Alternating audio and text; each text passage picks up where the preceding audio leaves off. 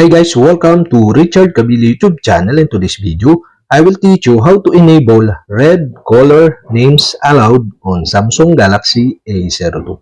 And okay guys, but before we start, kindly subscribe to my YouTube channel by pressing the subscribe button and the bell to notify you if I have new videos. Okay guys, let's start. So okay guys, you'll have to do is go to setting in your Samsung Galaxy A02. In settings, scroll down and go to accessibility. Here in accessibility, go to interactions and dexterity. In interaction and dexterity, okay, go to interaction section and you can see the answering and ending calls. Okay, you'll have to stop this and you can see here the red color names allowed.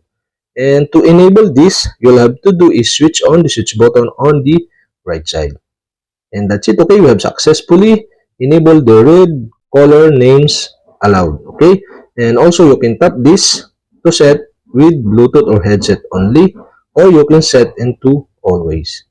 And okay guys, that's it. Okay, we have successfully enabled the red color names allowed on Samsung Galaxy A02. And okay guys, if you have a question, can you comment below, and don't forget to hit the subscribe button and the bell to notify you if I have new videos. Okay guys, thank you for watching.